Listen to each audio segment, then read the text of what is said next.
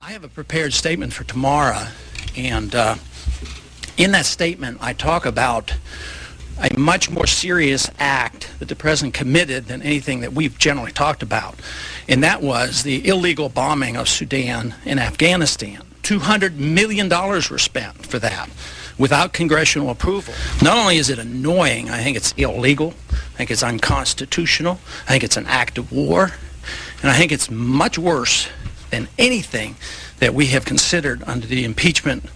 There's been a lot of talk about the Constitution in the last several weeks, in the last several months. A lot of people holding up the Constitution. But I'd like them to read the Constitution, everybody here in this Congress, to read the Constitution about committing acts of war. This, to me, is an outrage, and we shouldn't be participating in it. We should not permit our President to do this. There's no threat. We're going to do more harm by doing this.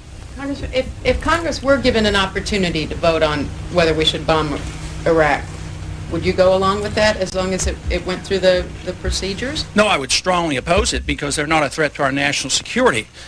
Iraq has a third-rate army.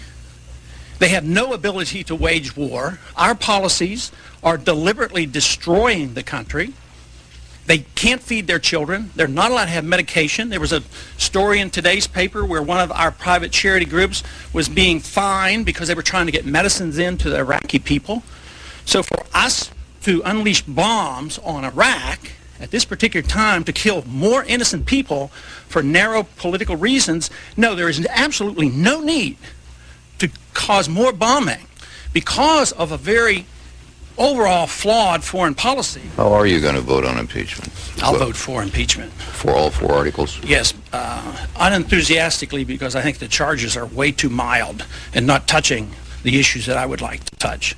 I mean, that's what we should be addressing. But I wish the Congress would address the unconstitutionality of presidents waging war. That, to me, is a lot more serious than Monica Lewinsky, let me tell you. It has nothing to do with national security. Matter of fact, our national security is more jeopardized by permitting this to happen because we're liable to start a war. We're liable to have our military men killed. We're liable to have more attacks on us by terrorists.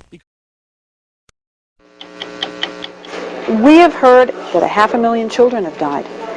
I mean, that's more children than died in Hiroshima. And you know, is the price worth it? I think this is a very hard choice, but we think the price is worth it. وماذا عن قتل المدنيين الأبرياء؟ قتل المدنيين الأبرياء كما تزعم أمريكا ويزعم بعض المثقفين كلام عجيب جدا.